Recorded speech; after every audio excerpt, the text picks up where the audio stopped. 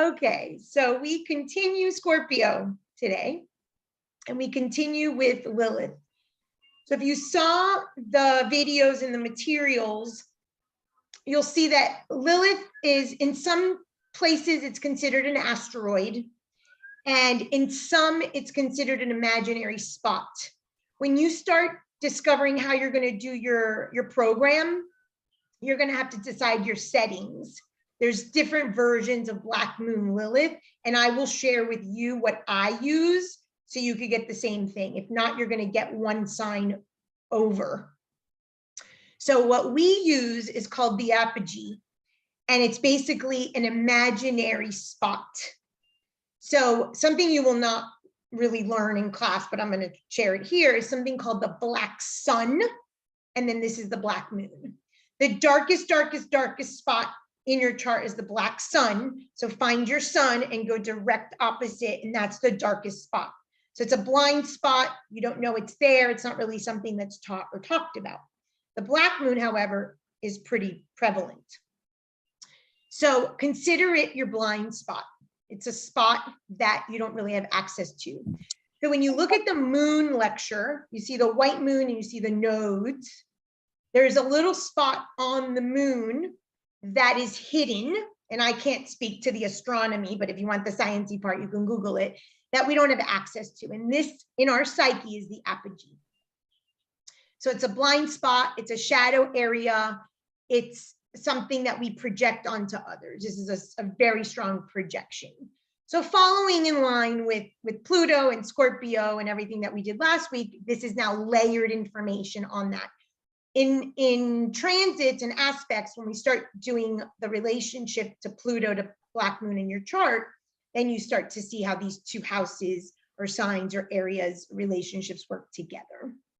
Okay, so it's considered like this shadow or fictional point, but it's there on your chart. Depending, like I said, on what program you use and how you set it up, it's going to go in a different sign. So if you need that, like I said, I can give you my settings. So let's go to mythology. The most famous mythology is in the Apocrypha. The Apocrypha is like the pre-Bible. And many stories have been taken. There's Gospels of like Sophia, there's Gospels of Thomas, there's many Gospels that have been taken out of sort of like the King James Version or whatever traditional Bible. Pre-Bible Apocrypha. This is something you see a lot in Hebrew literature. Babylonian mythology is this concept of Ishtar, of Lilith, and she's always a demon, and we'll explain why. I'll also talk about the dark feminine. It may be a little uncomfortable for people, especially with all this communication about the patriarchy, but it's important to understand why it's a problem. So the original myth is that Lilith is Adam's first wife, and they are made equal, unlike Eve that is made of his rib. When he makes Adam and Lilith from the clay, from the dirt, they are equal. Lilith will not have this. And in sexual relationships, she is always on top. So there is a hierarchy here, and rule of spirituality. There is no hierarchy in spirituality. So this is why this area in our chart is so demonic or problematic, is that we're trying to establish a hierarchy where there is not supposed to be a hierarchy. Because in its true, healthy, balanced essence, which is almost too impossible, it isn't a hierarchy. It's a spiritual point that can really be such a great space of growth, the shadow unraveling, you know, unmasking and sort of evolving as a human being. So that's the first sort of nugget in the myth. So she always wants to be on top sexually. Obviously, there's a huge sexual connotation here in anywhere that we have the chart, especially in the sexual houses. And Adam complains. And he's like, I want to be on top. And Lilith is like, nope. And he's like, well, I'm going to tell God. So he goes and complains to God, nanny, nanny, boo, boo, tattletale. And God says, Lilith, You have to let Adam be on top sometimes. Nicole loves Nicole with her black moon in the 10 nectar sun. Bitch, nobody's gonna be on top but you. I have it in my first, and Abby has it in her first.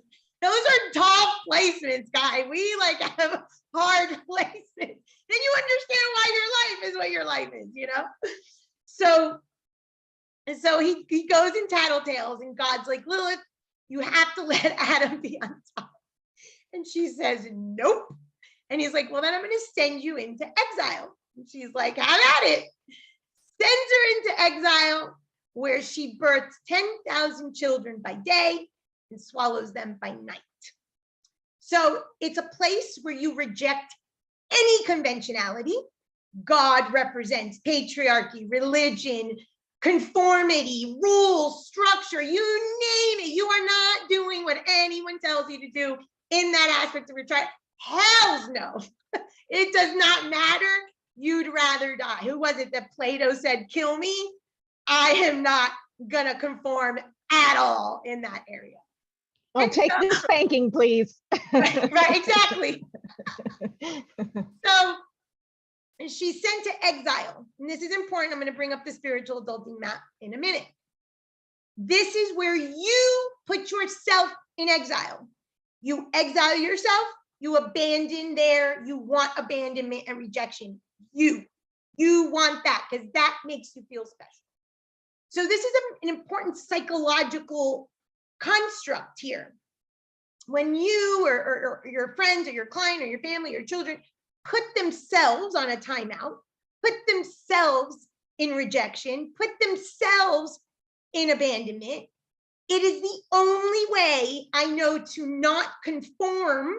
So I create chaos, because it's the chaos and the rejection and the wound and the trauma and the exile, blah, blah, blah, that makes me special, because she is special. She is hierarchical. She is on top. She is not conforming. So the more drama, the word of Lilith is scandal, where you have Lilith in your chart, big ass scandal.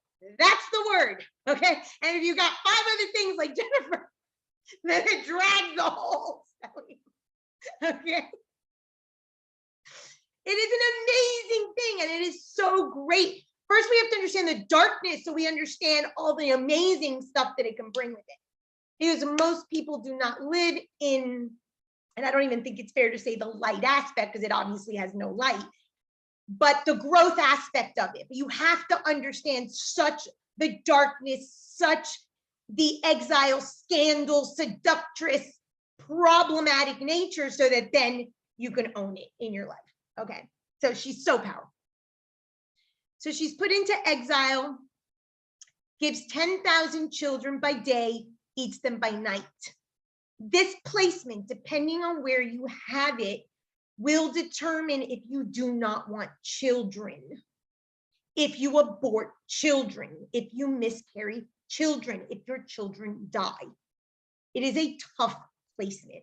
In the 5th, it's very difficult because it's the house of children. Does not mean that people will not or cannot have children there, but there will be a huge problem, pregnancy, in the rearing of it, the relationship with the child. And if the child is in your sign, even worse. The sign of your black moon is a sign of a problem person. That sign will cause problems, like Chiron. The sign of your Chiron will give you problems, but can also help heal your wound. The sign of your black moon is a problem, that a person that will give you problems. Okay, so there's that energy there. If you turn it around, it could be also someone that helps you liberate yourself. It could be like a mentor or teacher in that way, but usually we're living in a very low consciousness level. Any questions so far? So words, and then we'll talk about shame in a minute. Shame, scandal, it tends to be, which is, it's kind of like a conundrum. It's a very seductress energy, which could be very manipulative and sensual and sexual in nature. And I'm going to, show my boobs and unbutton my blouse and bend over type of energy. That's covert, but it's overt. It's an overt, I wear the pants, I have the balls, no one's bossing me around. Male or female, don't misinterpret. Self-destructive. Where you have this, you are self-destructive. It's the death drive. So we talked about Pluto last, which is like the riches and the underworld, and something has to die so that this new consciousness can raise. This is different. This is a death drive. Where you have this, you want to destroy all, and I'll tie it in a minute to the dark feminine and why on the map it's very crucial in our spiritual development, but it's also very destructive. It's linked to a deadly sin, very primarily, you know, it's clear with the house or the sign, right? Ambition or greed with Capricorn, or power and wrath with Aries, that kind of pretty standard. It is the dark feminine. The dark feminine, whether it's Ishtar, whether it's Black Moon Lilith, whether it's Kali, in all mythologies exist. And it is a very, very important part of our psyche. And most women will not like this, but it's the reality of what is. So let me share the map.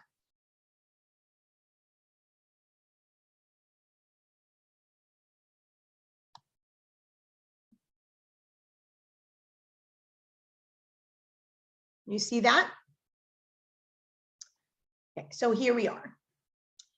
This map is of the archetypes. And when you watched It's All in Your Head, part 1 and 2, I talk about this, okay?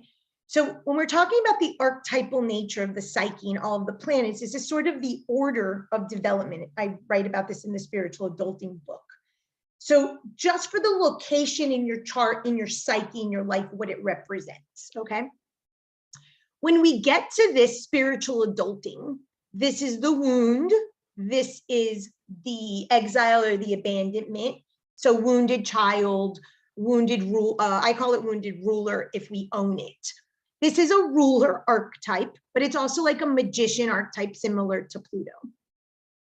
This is not the end of the map. The end of the map, I said in Libra, is back here in Venus. If you get here in your development, which is what a lot of people are doing now, there's a big exercise in the dark feminine, in the crone, in the witch, in everybody is awoken. That's what that is. That cannot rule the world. That cannot remain raw. What we are living in is an era of destruction. This is not reality. It is after, if you believe in Kali Yuga to the Sapa Yuga, whatever your philosophical beliefs are, post this era of destruction, where it's true, all the roots, all the crap is coming to the surface and everybody's psychic and everyone's a witch. And obviously, you know, all of the equality in many of these groups that have been fringe groups, that's what this rules. Lilith rules fringe groups, and why it's all coming center, it will eventually return to the fringe. In some version, I won't be alive, I don't think, to see what it is. Because this is the dark feminine. So imagine trying to have children with a hysterectomy.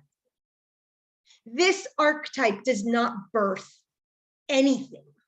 It destroys. So that then Aphrodite, the light feminine or the divine feminine, can now birth new on the land, the earth, the womb of the earth, of Mother Earth.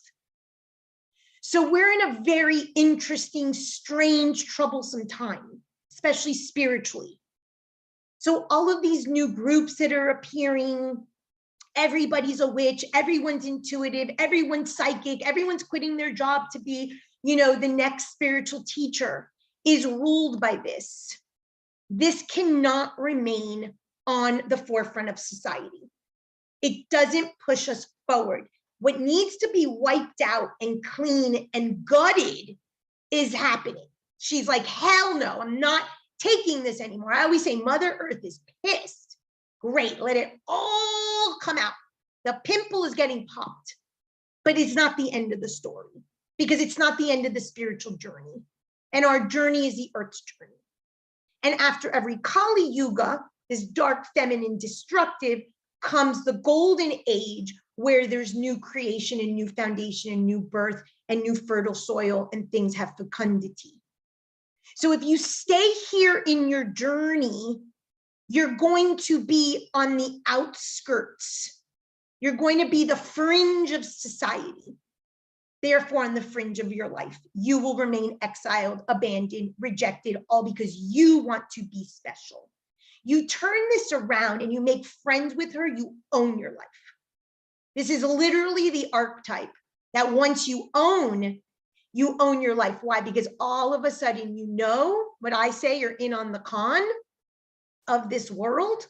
You put on your Venus veil and you're back into the world. You're seeing it all. You're understanding it's all a mirror. You created it all. It's all nonsense. So the mystic, and she is one of the archetypes of the mystic, like Pluto here, the magician. These are the Scorpio mystic magician archetypes. There's two things. Something that Jesus says, you are in the world, but not of the world.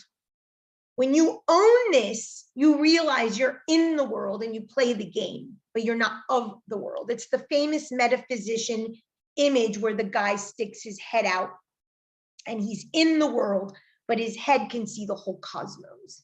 You own this, you could see all of the nonsense. And the second sort of quality of the mystic is someone who is freed, if you will, I don't know if that's the word, but freed of the illusions of what all this is. Similar. You're in the world, not of the world. You have to be here, you have to play the game. In order to be here and play the game, this needs to be tamed. So, rightfully so, in that portion of your house, of your chart, in that sign, in that little sliver, own it. But if that takes over and taints your entire life, you have ruled nothing. You have been ruled by it. So this is where there's a balance between conformity and originality. And that is like a sword. This is a very, very, very razor edge sword that if you go a little too much to the right or to the left, you're going to get cut. It's a very hard archetype to navigate. And most people struggle with this archetype. The thing is that this archetype now is ruling the day. And so everyone's like, oh, dark feminine, this, that. And that is not the way to birth anything new. So everyone's alienated, isolated in their groups, one against the other. Everyone's of the world, no one's in the world. Everyone's me in exile, and I'm so different and I'm so special, and you're none of that nonsense. You created all the mess in your life because you want to be so original. You become friends with this piece of your chart, you dominate your life.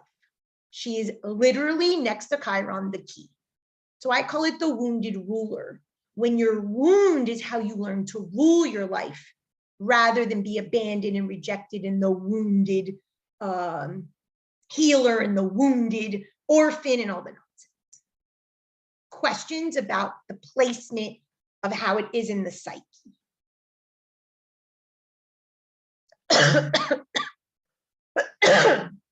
Okay, so there's a death drive there. And by death, death is seen metaphysically as anything that dies. Anything that dies is your human nature. The spirit does not die. So if it is a sin, if it's a need, if it's a desire, if it's money, if it's time, if it's food, if it's anything to do with what we talked about last time, the 5 currencies of the earthly world, that will be your death. In the Greek, they call it hamartia, your deadly flaw, fatal flaw. Your fatal flaw. I need so much attention. I need so much loyalty. I need so much intellect. I need so much. It's your demise. It is a very, very fine line.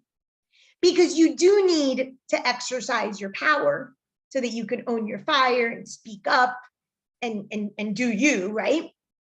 But it's a very fine line when it becomes blanket, I'm doing me, boo, nonsense, do you, boo? Like Joseph Campbell, follow your bliss. People have, that poor man must be turning in his grave. Like if follow your bliss is like throw everything out, like nonsense. how people adulterate these statements. Okay, so there is an importance of speaking up and owning that, but not the way it's being touted. So the word scandal and shame. And so what happens is, and if you've read any of my stuff about power currency, there's two power currencies. They're covert and overt. And this is a little bit of both, like I said. One of the things I do in my psychological x-ray, besides the good and bad buckets, is I ask a question to clients that what was their first moment of shame or embarrassment. In your first moment of shame or embarrassment, that power currency and that shame became how you will shame others. That's Lilith. So you shame people with that exact currency that you were shamed with. So it's an important piece to understand in your psyche. We shame others as we were shamed. And we get our power. So if we saw money and power, sex, yelling, screaming more overt, you become that because that's what you saw shamed you. And you're like, oh, I want that. No one's ever gonna put me on the bottom. You know, what does that put baby in a corner again, right? You're gonna be on top. So something so magical and mystical that is such a part of our psyche that could be amazingly brilliant becomes dark, our demise, our death drive, our self-destructive, our scandal, our separateness with others. And we use it to harm rather than to heal. That's why eventually the divine feminine and Venus and all that has to come up. Any questions on that? The psychology here is very, very important. And this is probably going to dictate most of how people sort of show up in that aspect of their life is here, that self-destruction drive. Okay, so let's go through the signs. Now, this is a very, very, very low consciousness placement. Bottom line, deadly sin, death drive, earthly, greedy, gluttonous, wrathful. So if you've seen Gone with the Wind, and if not, I recommend this one clip. There is a scene when Scarlett O'Hara goes back to the plantation and it's destroyed. And she's in the dirt, grabbing the dirt, and she finds a carrot and she raises it up. She's like, I will never go hungry again. That is Lilith. Hunger, replace it with whatever. Dominated, controlled, financially manipulated, sexually abused. That scene, those 30 seconds of that scene is Lilith. When I saw that in like 2004 or 2005, I didn't know this, but I knew that part of me woke up. And it was destruction until I figured it out. So it's something that can really get you out of your own way. It's something that it could basically unroot you and move you forward, because it's a drive, death or otherwise, it's still a drive, right? This will that you don't know where the hell come from. Ooh, but it has to be tapered. If this is the drive, it is destructive. At the end of the day, it will kill you. And the exact thing you set out to accomplish will be exactly what you destroy. So it's a very, very tricky archetype. So it's very low consciousness. The house it's in is low consciousness. The sign it's in is low consciousness. The worst of all is Black Moon in Scorpio. It is the lowest of all of the consciousnesses of Lilith. If it's turned around, of course, it's the most illuminating and brilliant and healing. But at a level, it is the lowest one of all of them. Sexuality now is a bit different. Back in the day, if a woman had a lot of Aries in her chart, she probably was lesbian or lean lesbian. Men had a lot of Pisces, they tended to commit suicide. These were like sort of generalizations. Things are changing. It's like the 410. 4 used to be dad, 10 used to be mom, or I'm sorry, all the way around. Dad went to work in the 10th, mom in the 4th. Now it's just the 4-10 axis. So as society evolves, these archetypes in our psyche evolve with it. But there is a tendency when the black moon is in a sex house that there is a homosexuality or some bisexuality or some gender, what would have been called a gender dysphoria back in the day, okay? If it is in Aries, it used to be very prone to homosexuality, more lesbian than gay, but those are themes. So when I had a client many years ago who asked me, am I gay? She had been involved with women, but she had been previously married with children, and she was really questioning. And it was more of a question of faith, but she had black moon in Aries, and she had other placements that indicated that there was a tendency there. So it helped her understand her questioning. And she was a much older woman. It's different these days. But just so you know, because you're going to have people of all different ages and ranges, so you can see that depending on the psychology in which they inherited their chart per se, this thing is there. Fringe groups, obviously Lilith is the prostitute archetype. So in placements in the 2nd or the 8th, again, it doesn't have to be physically the person is getting paid for sexual favors on the street, but it could be that that's the way they are in their sexual life. That's the way they are in their romantic endeavors with their partner, business partner, or marriage partner. So you have to start kind of piecing the sentence together. Prostitute, scandal, self-destruction, it's a low-level consciousness. I'll use that energy or that currency for no matter what to never succumb, and always be on top. It'll exile me. It'll put me on the fringe of society. So you can see how the person lives it out, and of course, holistically in the chart. But that's what this is about. So Aries, you would imagine wrath, aggression, anger, selfishness, me. And again, I am. If I am the end all be all, Lilith, she's the only one who says no to God. The amount of rage and selfishness and ego in that part of the person's life, in their head, in their chart, and of course, aspects will also play a role in level 2. So there's an important thing here, and I think it's important to understand this part of our psychology. Lilith is the only creature in all of mythology, anywhere, who ever confronted God and said, we are equal. And I think that's a super, super important part. And anybody who knows my teachings and my writings, I always say, you are a child of no one, right? Because the minute that you're a child, you're in a hierarchical relationship. All relationships and on earth, all earthly relationships are hierarchical and transactional. All of them, every single one. So Lilith plays a part there. But in your spiritual life, why this is the ruler when it's done correctly, teaches you to man your fires, to have that grace, has to do with the fact that when you are so clear, connected, that you are divine, and when you have to say, whoa, again, razor thin line. So it's difficult, and it's something you obviously learn throughout life. Overt, covert power. What do I say? What don't I say? When do I, flies with honey type of thing, and when do I speak up? Most people in this part of their chart lean towards one and never find the balance of that archetype by sign and by house. And it takes a lot of, like work and effort and grace to kind of the essence of that archetype to not destroy us. And that comes also with age. And of course, as much as we go through a problem, if you will, how many times has power been a problem for you? You've troubled with authority, maybe by the 5th time, you're like, damn, I should do something different. But there is an important element to that story. She's the only one who ever said, we are equal. Therefore, we must own our divinity.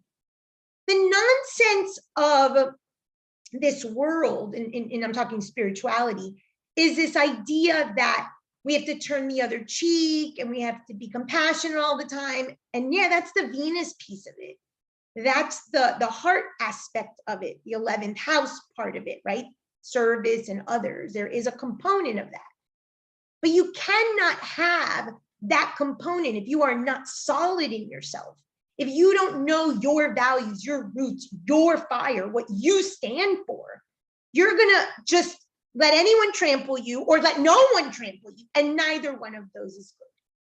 So this idea of I'm always God, I'm always the divine, that's why that you do you, boo, and the follow, that's not it. It's a dance. And this is a part of the delicate dance of the psyche and life, like any other archetype, but it's very, very difficult because of the meaning behind it. Okay. Any questions there? Okay. Black moon in Taurus is going to be, oh, and if you have any doubt where to start in a chart, if you have any doubt when you're looking at a chart, just go to the black moon and go to the sign. And that is the person's values. Do not even think that they're going to buy into it or tell you, but you know what's up. That's the quickest sort of, okay. Obviously in Taurus, a lot of self-indulgence, attachment to things, materiality. No, okay, no sign of black moon and fire is going to let up power easily. These people are going to be power, I'm in that, power hungry, okay, prideful people. Earth people, black moon and earth, are going to be obviously very financially motivated. That's the end all be all. They see nothing but the money or the safety security with things, right? Attachments. The air people are going to be relational, very relational. And if the concept is a hierarchy, I have to be the hierarchy in that relation. What is it with intellect, for instance, a Gemini, or in Libra, who can never be without a partner, black moon in Libra. So it's a very relational. Water is emotion. And the water people is a neediness, such an attachment to need that I dislike it, distaste it, I hate it. I need no one, when really there's such a desire there to be needed or have a need emotionally.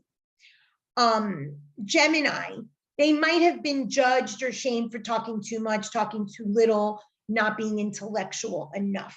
I have a client who has black moon and Gemini in the second.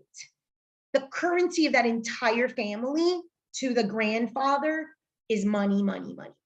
They tell him anything he needs to hear so that he pays the bills. So she's been a client of mine for many years. She was young and she's like, I want to go away to school or something. And I was like, tell him the truth. Own that and speak the truth. And of all the children and grandchildren, the only one who has a decent relationship with that person in the family, because she had enough guts to speak the truth and tell him, I'm not going to lie to you. And if I have to lose my money, and he didn't obviously take it from her. So it's a call to action and a challenge to find a way, because it's an interesting relationship with the truth. It's not the truth, it's your truth. You want that currency and you're going to manipulate. But finding a healthy way to navigate that is important. Cancer, a lot of neediness, a lot of attachment, but of course could be in the guise of not. Leo, attention seeking. So again, the fire signs are more power, and Leo per se is someone that the currency is attachment, attention. Virgo. So Virgo in black moon and Virgo is a very interesting placement, especially if it's in the seventh. So I have a client and she's like, what do I do with this black moon in Virgo? And I said, well, you have sex with a nun's outfit on. She's like, that's brilliant, because you're trying to trick the archetype. The Virgo archetype is the nun. And I think she had it in the 7th, maybe the 8th, I can't remember, but she had it in an important placement that she wasn't working it well. So you got to kind of trick it. And so the purity, the perfectionism, the OCD, if it's in the 6th house of health, obviously when we do the houses, that'll have some implications in health and sexual organs in particular, or GI problems. But if it's in the 7th, it's problematic because now you or your partner who you attract is a prostitute. So you're in marriage with a prostitute. So true story, I had this client. She was very, very sexually active at a very, very young age. And she marries a guy older than her who was kind of nerdish, prudish guy. So she calls me one day for a session. I'm like, you're miserable in your sex life. She's like, miserable. And I said, you need to take on the prostitute role. Black moon, Virgo in the 7th. He was a Virgo. So he was already sort of prude and Jewish traditional, you know, kind of thing. And she had all this, she goes, I don't want him to know about my past sexual history and that I know so much. Got to take charge there. That is a part where you're called to take charge. So you can't have it both ways. You got to kind of fine tune it. But that is a relationship, again, hierarchically, where maybe sexually, that was where she had to shine, where he took care of all the other needs. Libra. Libra is dependency and relationship. Black moon in Libra is in a relationship all the time. They hop, hop, hop, hop, hop. They have one on standby until they break up with the other. So when I was in astrology school, there was a guy named George, and we used to meet on the weekends, on Saturday or Sunday. So once a month. And he came one Saturday, he was getting married that afternoon. By the next month, he was already divorced and on to the next relationship. He was Libra with Black moon in Libra. So it's a constant, you know, sort of dependency. But again, I didn't know him in his particular story. I'm sure there was a lot of my way or the highway in the relationship. So of course, that Lilith dominance comes through. Black moon in Scorpio, the most low-level consciousness of all the Black moons, jealousy, possession. The reason that it is the lowest consciousness is it's me, my way, all the time, no wiggle room. And so it's a very sort of black and white, all-encompassing possession of the way I see the truth or the world in that section of the house. So years ago, I was doing a reading for a girl, and she must have been in her early 20s. And I was telling her this. I said, the competition and the possession and the jealousy, she's like, she had been on a cruise the previous week, and she was on the treadmill at the cruise, and another person got on the treadmill next to her, and they didn't even know each other. And she started going faster and faster and faster, like hell if she's going to beat me. This person who she never knew will never know. That's the psychology. Capricorn, ambitious, very material, greedy, that sort of ambitious, financial, like I said. Remember, it's not always that I have to be, you know, loaded with cash. It could be the ambition, it's the potential to make it. That's the power mechanism, is through the earthly means, and the earthly means is obviously money. So, or the body, depending if it's in the 6th, or if it's in Virgo, if it's in Taurus, depending on that. So you're piecing it together depending on where you have it in the chart. So Aquarius is the group and team and collective, but they want nothing to do with that. So I'm so original that I'm so original to the point of exile. And so there could have been a shame there around the team or the friends or the oddballs that they picked. Oh, you're a band camp or science nerd. All of a sudden, I don't want to be part of the group because I was clustered or criticized by being lumped into, you know, a group. So they struggle with that individuation or individuality. And in Pisces, there's a lot of delusion. There's obviously questions about faith, compassion and the spiritual nature, wishy-washy. So what will oftentimes happen with the sign is that they'll do the opposite, right? So I'm so spiritual now, this person wants nothing to do with any sort of religion or any sort of religious or spiritual or philosophical belief system. But that in the 9th, they're going to make their own belief system. They're going to be the guru. So that you'll layer it. So remember, it's about non-conforming. Any questions about that? I think you skipped Sagittarius. Oh, that's mine. So philosophy, teachers, leaders, obviously an escapism. So Sagittarius, not because it's mine, but it is the best of all of the Black moons. It's the highest consciousness, if you will. So if you just think of sort of the hierarchy of Zeus, right, to the Black moon, it just gives it that.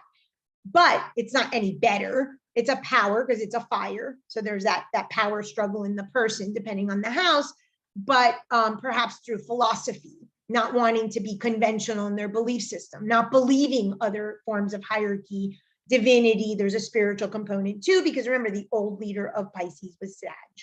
or Jupiter. So they share, Pisces and Jupiter and Sagittarius share that that faith and that seeker mentor type of thing. So one of my biggest, most important mentors was a Sagittarius. She was my teacher in undergrad and then grad school. She's the one who kind of got me on my career path teaching. So the sign in that respect helped me as a mentor, but then I went off and did it my own way. So the sign per se tends to be a sign. In this case, she was quote unquote good, but it usually is a sign of conflict in that area. And there's definitely that. Any questions? Okay. Houses. The black moon in the first, it's an identity house. This is a very common place for people that have a lot of self-destruction to their body. Eating disorders, cutting. They might use their sexuality to seduce because it's the only currency that they know how, but it's because they have such a low self-worth. It could be obviously linked, and if it's Scorpio especially, but even in Aries, it could be linked to a sexual abuse or an issue of sexuality was something that someone took my power from. So therefore I use my sex to dominate, but to tease or to hurt. So you see that the wound, the pain, the shame, and the non-conforming to any of that, societal, patriarchal, whatever, makes the person dominate that aspect of their chart. But it could be in self-harm, because if they never succumb to, then maybe they don't have a healthy relationship with their body or with their sexuality. The first is really difficult. The second has to do with money. Now, I want you to kind of just, for a moment, use the word prostitute in that part of your chart. That's where you are a prostitute. You prostitute yourself out there. And you could be the pimp, you could be the prostitute, right? I mean, it could go both ways. But there's that transaction, that negotiation in that chart, in that part of the chart. So second house, your values may very much depend on who's paying the bill, right? You can negotiate easily and self-betray and your death drive, self-destruction, with that concept of money or violating your boundaries or your values or whatnot. The third is your intellect. Black moon in the third, just like black moon in Gemini, tend to be very smart people. Intellect is that currency. If I'm the smartest one in the room, validation needs here are very, very strong. Remember, the relationship is the key. And if the relationship is hierarchical, they want to be on top. The fourth is emotions and family. They're oftentimes the black sheep of the family. They might leave the family. They don't want to own that they're just like the low-level consciousness of the family, or they're the ones in the family that's like, enough, this isn't happening here anymore. We're breaking these traditions, or now I'm going to be the first one to go to college in the family, so they can advance the family forward, but there's a tension in the family. It could be someone who gets out. So imagine a very impoverished family. The person gets out, they make something of themselves, and they're like, no, I'm not giving you my money.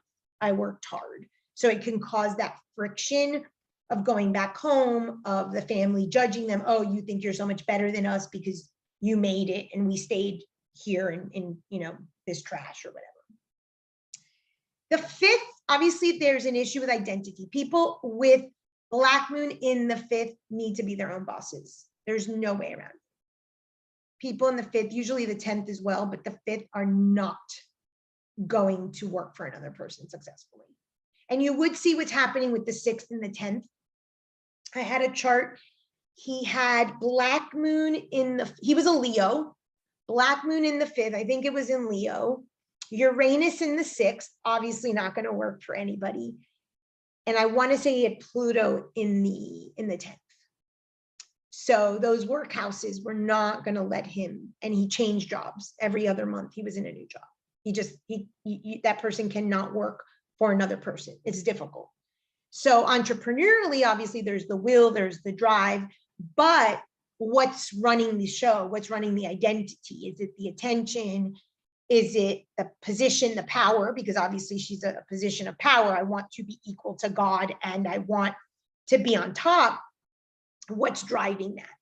Black moon in the 5th is a very difficult placement for children. A lot of times people do not want children here or they have difficulty, depending on where it is in the house. And this is what you'll see in transits. If someone has it like smack in the middle of the house or closer to the cusp, it might be in the early years. And then once they pass that archetype later in life, they might want a child. So that house, even though it's not a lifespan house, it can tell you where they are. Same thing with transits. If a node, let's say a north node transit the black moon, it can release the person of that lack of desire of a child. Because in the psychology of the black moon, she swallowed her children, they died, pain, suffering. In a lot of these myths, in the Hebrew myths, people put amulets all over their house to ward off the woman, the evil woman Lilith, from stealing their husband and their children. So this is in the psyche of the person. Same thing as in the 7th. 99% of people that have black moon in the 7th are divorced or widowed, but more divorced because they're living out a myth. A thing about black moon in Aries. Black moon in Aries is the Amazonian lineage. Anyone who has male or female, black moon in Aries most likely will have some issue with the breast and will comes from the Amazonian lineage. That's another reason why the lesbian sort of energy is there. That was an island of just women. And so a man with a black moon in Aries, even though you would think that he would be so dominant, could be castrated by women because he's living out the opposite myth.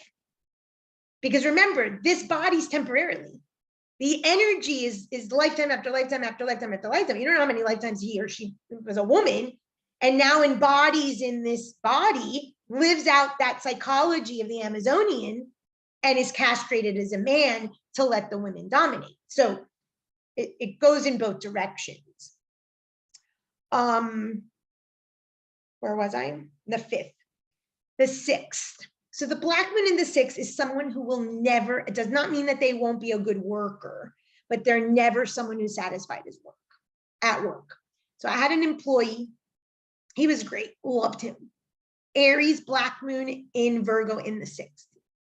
Complained, but a great worker, but just sat and bitched. Sat in my office and bitched. There's always something better, very nitpicky, very OCD, everything had to be that type of nitpicky, especially in Virgo. But in the 6th, it's that kind of nitpickiness and just not content at work. There could be health issues, obviously. Reproductive issues, big, because it's ruling Scorpio. And then depending on the sign. So if it's in Sagittarius, it could be hip issues. If it's in Capricorn, it could be, articulations and structural issues. So that's another layer of the black moon in the 6th, depending on the sign. In the 7th, I told you, marriage mostly riddled with divorce, just like a Saturn in the 7th. Those are placements that are very common. If the person knows how to manage that energy in the bedroom or with their partner, that could be avoided. There's usually infidelity with the black moon in the 7th. And of course, you can turn your head, but depending on how you live out that, and by sign and by aspects, what's the likelihood of Lilith to be quiet? Black moon in the 8th, obviously a very, very sexual placement. Black moon in the 8th is one of the most psychic placements there is. Very, very psychic. Black moon in 4, 8, or 12. But if it's in the 8th, they're extremely psychic. Black moon in the 9th, no conventional religion, tradition, philosophy, want to live abroad, want to expand horizons, do not want to be confined to just their, let's say, country of origin. One of the ways, and you'll see this a lot in other programs or books or things, and I've said this before, the 9th and the 11th are considered second marriage. In astrology, the first marriage is the one that gives child. It does not matter if there's paper, a marriage on paper. In a lot of schools, the 9th is considered the second marriage.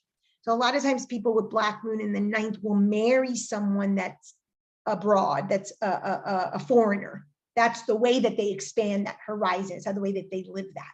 You'll see that in many things in the 9th. That's why it's attributed to second marriage as well. Black Moon in the 10th, the boss, over powerful, on the throne, ruler.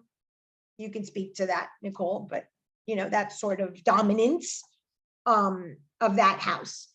It's also, okay, this is an interesting relationship, and it'll be interesting to see how you say it with your mom. I see it more with the men. So there was a scene in Sex and the City, where, if you guys watch Sex and the City, Charlotte was married to Trey, and Trey was very wealthy, and his mom would come in to the bathtub when he was taking a shower, and he would suggest something, and she didn't want him to do that, and she would touch his arm. That was her way of saying, no, darling, we're not doing that. And they would be out at dinner, and Charlotte started observing. Bunny was the mother, would touch him, and he would be like, oh, okay, mom. You know, like, they have a spoken rule. Black Moon in the 10th, I see it more with fathers, I mean, men and their mothers, but doesn't mean, and you could speak to that, where the mother is the decision maker. The mother has that subtlety of manipulation, like a Pluto in the 10th, where they're ultimately calling the shots. There's that subtle language where, no, this is the way we do it here.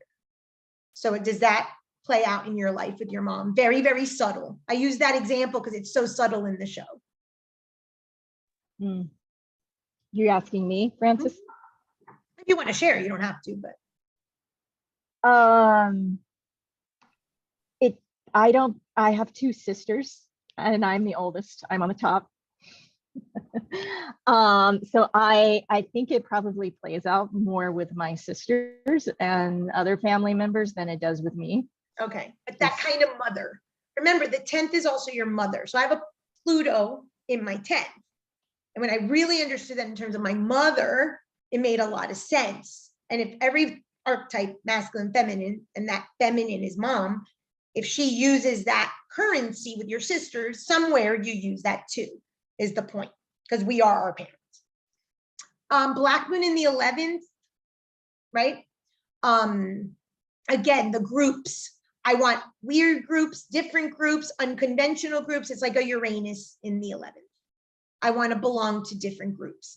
Black Moon in the 11th as a marriage thing could be that you get married. Your second marriage is a homosexual marriage.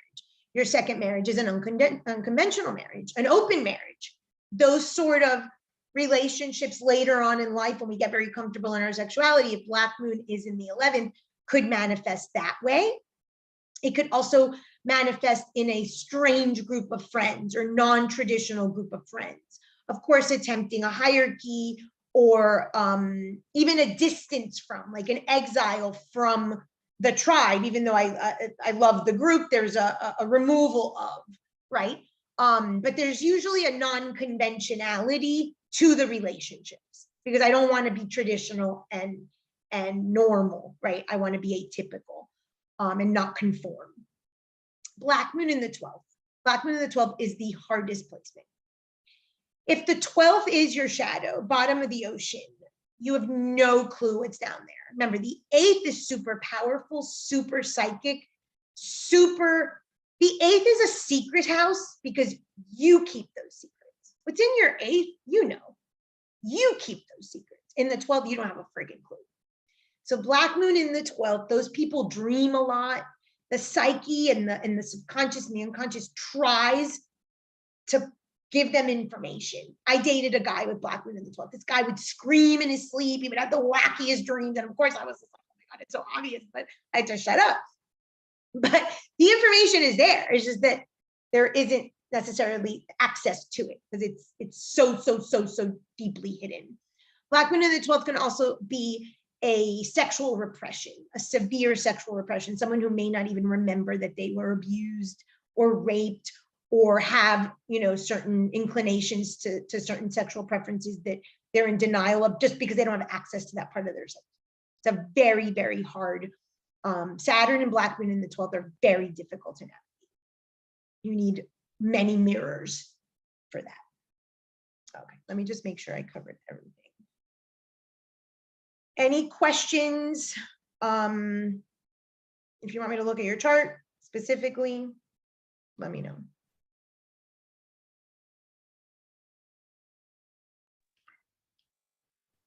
Can we look at Jen's chart? Because you mentioned something about stelliums and all of these things, and I would be really inclined if she's willing to share. Of course. Well, yours is in the 11th, Jen? Actually, I think I'm in 10th with Black Moon.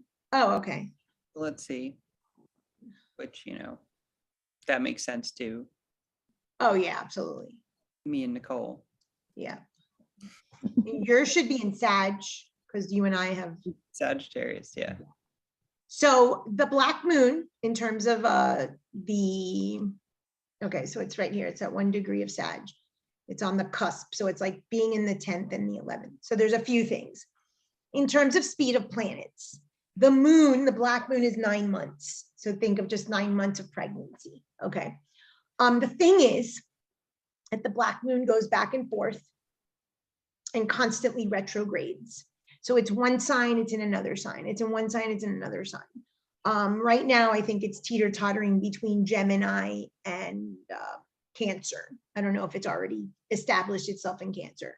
It'll be in Cancer, Cancer, Cancer, it'll hit Leo. It'll come back Cancer, Cancer, Cancer, it'll hit Leo. So you see this very often, but if it were just a straight shot, it's about 9 months per sign. So why I knew, because she's 2 months earlier than me, unless it was in a retrograde, we probably share the same sign. So again, it's not generational per se, but because it's 9 months most of the year, the likelihood is if you share the same year of birth with someone, it's going to be in the same sign, or of course the sign over. So this here is in Sagittarius, and look at the entire, God, it seems to grow every time I look at it. I always say like 5, but no, it's 1, 2, 3, 7, 1, 2, 6. So, and this is for level 2, and we do aspects, but it's a very marked aspect. I mean, this is a Black Moon in Sagittarius. So of course the desire, I mean, and Jen has studied everything. Obviously we were in the school together. There's a desire for horizons and travel and everything. She lived abroad. I mean, you see that lived out in that way. And so therefore her group of friends is scattered all over the world and non-conventional, but that is just one piece of the story. Here is at the exact degree Mars. Who is going to control Jennifer Miller with a Black Moon conjunct Mars? Ain't nobody in hell. So now you add, I am non-conventional, I travel, I expand my horizons with a warrior Aries. I mean, talk about confronting the groups, friends, that part of service, right? You're a big service person in terms of very much about, you know, pollution and environmental cause, like whatever the cause, it's the cause, right? This is a huge aspect of the Amazonian. That's like having a Black Moon in Aries. That's a strong, strong aspect. So we're just looking at this conjunction here. So you can see I have a Neptune conjunct Black Moon.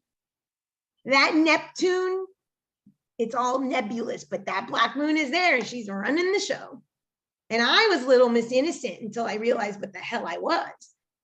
So the conjunction, the planet, remember, it's like a tattoo. It layers, it's another layer to the story, just like the aspects that we'll do in level 2.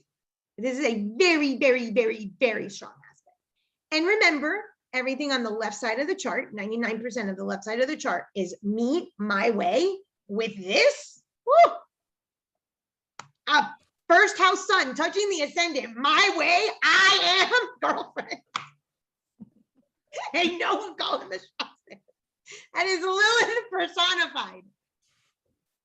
And so you see that you start finding the thread, but if you just go there to that stellium next to that Mars, I mean, it's so telling. It's like Nicole, like at your jobs or in with like you said, you have the oldest of the sisters, or in maybe in your relationships, or In any place that there is a throne, you're on your throne. You've got the sun there and you've got Black Moon there. Like that is not a place where there's going to be an easy sort of, you know, bowing down to anything.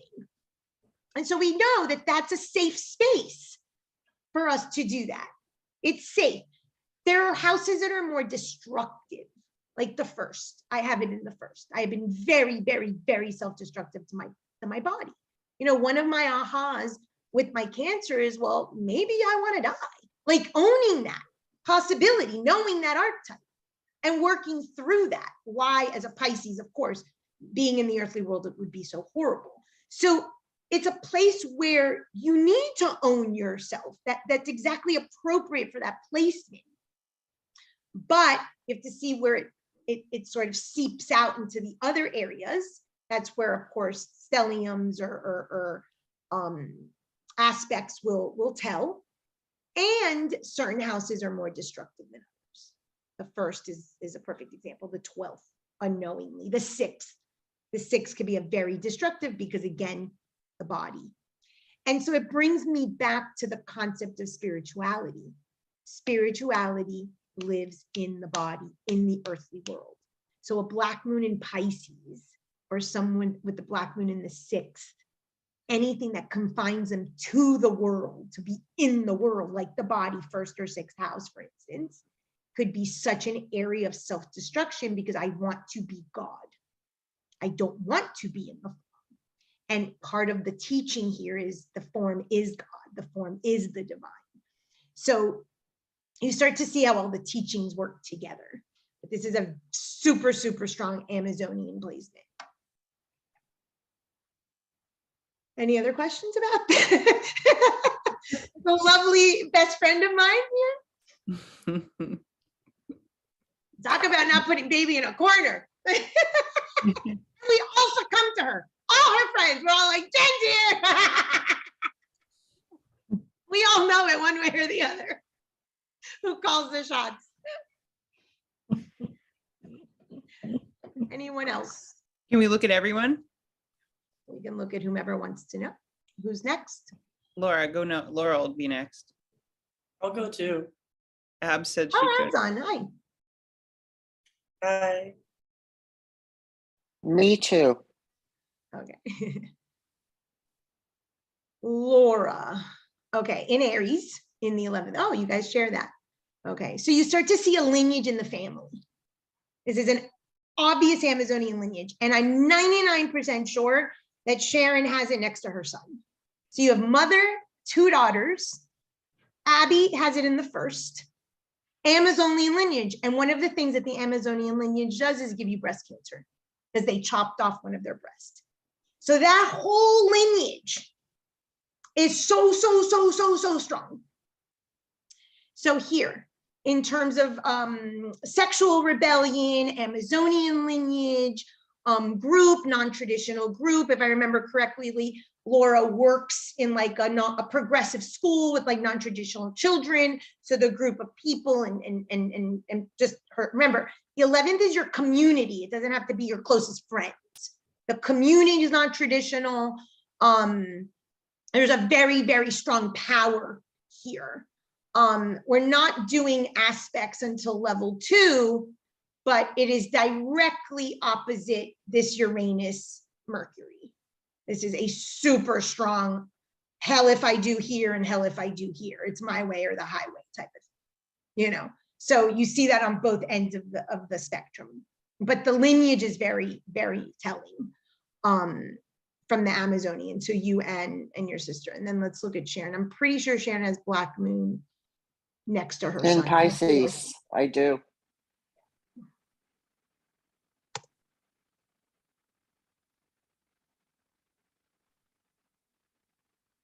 So what I invite you to ask from your house and your sign is how you were shamed. So for Laura, for instance, in your group or in your community, we can check the degrees in a second, perhaps at an age where you were shamed. So I have it right off my ascendant, and very early on I was shamed because I littered in the neighbor's pool. So ask yourself where that moment of shame, of embarrassment, where you weren't supported, that's going to be associated with that as well. So here it is. 4th house, Black Moon, Mars, just like Jen. The conjunction, very, very strong Amazonian women. Sharon had breast cancer. So you start to see the ancestral and the generational trauma that's passed on. And so we learn to navigate it. With you, Sharon, because it's Pisces, it's probably more religious based, you know, like things like in the 4th house of family, being the good girl, being the most faithful one, being the most pure, whatever those sort of Piscean, and somewhere subconsciously rejecting it, right? So you've got Mars Sun, which is like an Aries woman who puts up with nothing. Black Moon in the 4th, that's got to be a household that's pretty dominated by very, very, very strong personalities. There's nothing weak in your childhood home. It's a very, very strong, domineering, maybe even violent or aggressive childhood home. So you're always, and like your daughter's ready to fight. There's a ready to go to war archetype with this. And the 4th house is your inner space. So it's like, I'm ready to pounce, I'm ready to go to war. And of course, war is the 4th house. So you're at war with yourself. But you start to see how the story unfolds. And Abby, I know Abby, you have Francis, first, but I don't know what sign. Yeah. you told me one time when we were talking about this, that the Scorpio ascendant and the Black Moon next to my sun made me a badass. Of course. Is that true? Last week and this week are all about Scorpio, that I'm not humbling, I am not settling, I am in control, I am equal to God. I told God to screw off. Of course you're a badass. And so in Pisces, and I think you had the Pluto in the 9th, and I said, oh, you could be the guru. So I think I mentioned last week with your Pluto in the 9th, something about that maybe religion failed you, or the savior is the devil, that you have that whole dichotomy going on. It's similar with Black Moon and Pisces. If it's supposed to be so faith, but you're telling God, I'm your equal, faith has to be in question. Religion has to be in question. The way things are normally done, you know, the social contracts have to be in question. It's got to be something. But of course, a Scorpio ascendant, who's all controlling, all manipulative, all, you know, in terms of calling the shots, right? Because it's a possession, jealous, I'm in control. With a Black Moon next to the sun, that's almost like being a double Scorpio. You're not going to put up with shit. And if you do, it's for other reasons. It's not because that's your true nature. So Abby, oh, you have it in Capricorn. Okay. So you have it in the 1st. So the body, obviously the identity is in question. So the identity, the body, who am I? Now you have it, mine is first Neptune and then Black Moon, but this is the ruler of your chart. So again, living out the Lilith story, clearly it's the ruler of your chart.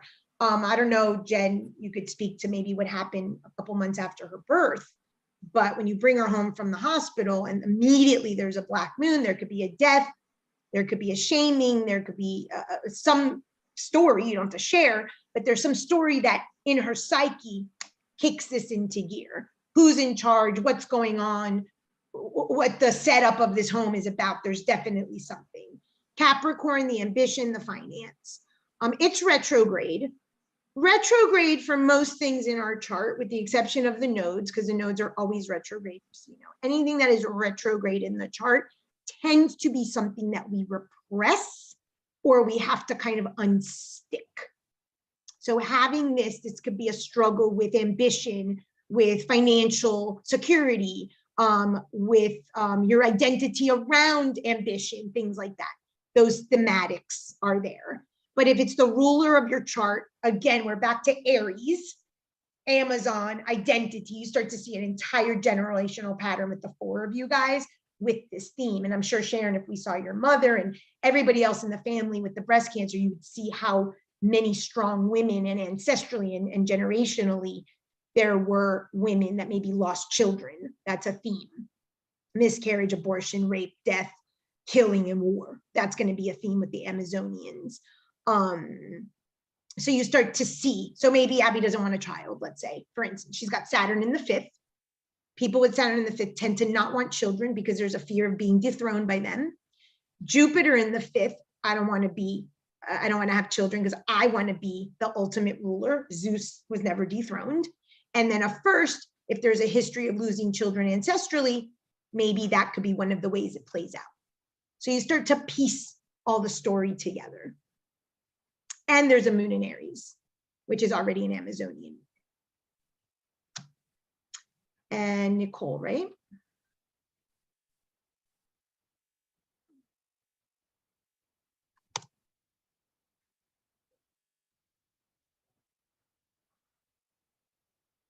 So you have it right there, conjunct the sun right at the midheaven. So the midheaven is where the sun was at noon the day of your birth.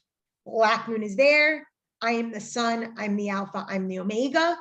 Conjunct the sun, of course, it's going to layer it. So it's scorpionic in nature with the Cancer. So Cancer, Scorpio, these water signs are very, needy, codependent, passive aggressive, manipulative. There's a storyline there of how you wiggle your way in to maintain the rule, the position of power. But again, it has to do with the mother, manipulative mother, Pluto and Black Moon in the 10th, right off the bat, regardless of the person ever knowing their mother. There's a manipulative nature there that you learn because we learn from them. And of course, positions of power in the 10th. I just noticed for the very first time that it was retrograde. And remember, the Black Moon changes all the time. So in level 4, when we do progress charts, what you're going to learn is how quickly something becomes retrograde. Your chart could be direct, and the day after your birth, it could turn retrograde. And that's why you struggle with that aspect. Or 5 minutes after you're born, it turns direct. So that's in level 4 in the progress. There was something I wanted to see. What did I say that I wanted to see? I don't know if it was.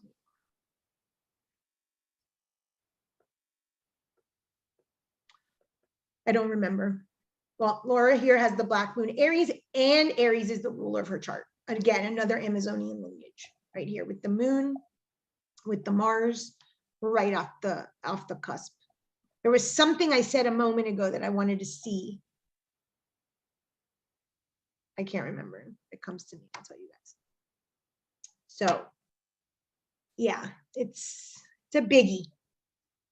This is an absolute biggie. We cannot stay here. This is transitory because then we don't kind of finish our journey back home. But this is what we're seeing, what we're experiencing now as a culture, is this archetype. So I will keep my rant of Roe v. Wade to myself, but it's linked to this archetype. It's linked to what's happening culturally, societally, what we saw last week of the Pluto in the United States, things like that. All of these forces are coming up. So we're going to see a lot, unfortunately, a lot of that. Any questions? Can I just ask about that last piece that you just said? What do you, when you say a lot is coming up, do you have any inclinations as to what that might be? What might be coming? The thing is that this archetype has been in the works for a very long time and not managed correctly. And so this archetype is mismanaged in most of us. And for the past 30, 50 years, maybe, I said to you that we can't see what you buy at the store is what you're eating for dinner, right? So if you look back at Pluto that we talked about last week, you saw Libra, deterioration of marriage. The Scorpio, we talk about sort of, just sexuality on all over the place. We look at Sagittarius, we kill God. We look at Capricorn, terrorism, right? We have slowly been deteriorating all of our structures as it needs to happen. But this archetype has been roaming and it's been mismanaged. And so there is an attempt energetically to always strive towards balance. And so as we destroy, there's a force energetically, it's law, it's universal law. And so there's a fight here between the dark feminine and the divine feminine. And so the dark feminine we have embraced. I'm obviously absolutely guilty of this because of that black moon in my first. And so when we exert that energy as all of the energy, where is the divine feminine? And so there's an attempt to equilibrium between these two archetypes. That's why I showed you the map.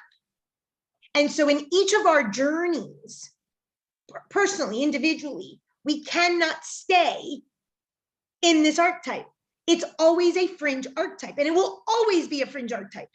Always, no matter what we reestablish as norm, there will be a fringe archetype, which is this.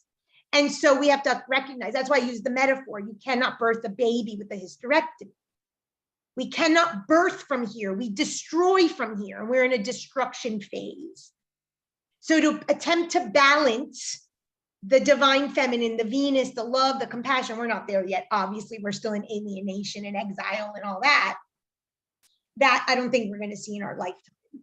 But that's the attempts here that the energies of the universe are sort of trying to manage. But these are very high levels of planes in the universe. So we don't know what's happening in those planes. The law states that whatever happens in those planes is happening down here. It's always a mirror, it's always a reflection. So when you know these type of energies, you understand what's trying to be in balance, because ultimately that's the only desire right here is to achieve equilibrium somehow. I was going to say something else about this archetype. Oh, so one of the reasons that right now, because we're in this Kali Yuga and this Pluto and this black moon and this fringe archetype, is that everyone's becoming a crone and a witch and a magician and voodoo and all the stuff that we're seeing, right? That archetype, anyone see Game of Thrones? Do you remember the eunuch and his friend? They were the fringe guys, right? They were the magicians in the show. Magicians, Merlin. Every single story with a magician is a fringe character. They are not the ruler. This cannot be the ruler of your domain, of your life, of your psyche. It is a fringe archetype. Keep the eunuch, keep the advisors on the side. Ronald Reagan had an astrologer. Merlin was King Arthur's advisor. Every advisor had a magician. You have that in your psyche, but keep it well placed. And we are in a total upheaval. Everyone's like, I'm a witch. It's not about the witch, it's about the archetype of the magician and the mystic. Those are fringe archetypes. Think of it as your psyche. This is your throne. Your whole domain is your sixth chakra. It's over here. It informs you to say, oh, hells no. You need that to say, I'm getting out of an abusive relationship. I'm leaving this job. You need those cojones, of course. But it's not all the time. And so right now we're in that. And eventually that will seek some equilibrium. But that's the balance that's happening in a larger scale. And Roe v. Wade, abortion is ruled by black moon. So that's just, in the earthly world, it's horrible. But in the spiritual world, it makes sense as an equilibrium. So. Yeah, I mean, it almost sounds That's like me not saying anything. Yeah. It Because I almost could sounds shut like, up, right? Being freed of one illusion perpetuates some structural change, and then it's like now in like the continuing freeing of the illusion, but at some point the illusion stops and it transmutes into wisdom. And it's wisdom. So what you're talking about, the illusion, is what I call the spiritual striptease, right? You start to remove all the veils, right? This dance of the veils, Salome, the dance of the veils in the Bible and in Arabic countries, things like that. That's what that represents. But that is a fringe. That is a fringe culture. Even in an Arabic society that's a Muslim country, those are women in the harem. They're not the wife. you know, just to kind of put it in patriarchal terms, psychologically, we have the same setup. When you finally unveil and remove all of it, and you've totally unveiled of all of the illusions, that's why I said the mystic, in the world, not of the world, it becomes wisdom because you know you have to put the veil back on, play the Venus game, your pain, your shadow, all of your Lilith, all of your cojones, all of your control issues, all of your shit that you've projected onto others as shame is just yours. Now your heart opens, Venus, the second lover archetype of Venus that we covered in Libra a couple weeks ago. And now you join the human race and everyone's in pain, and you know your pain because you know the other's pain, and that's where we meet. There's no more exile. That's the divine feminine. We're not there yet. So you're freed of illusion, but you're actually, what I say, buying into the con, because you know that you need to kind of buy into something. You're in the earthly world. You want to be the ruler. If you want, then you need to grease palms and you need to smile and you need the social construction of Libra. So, but now you're in on it.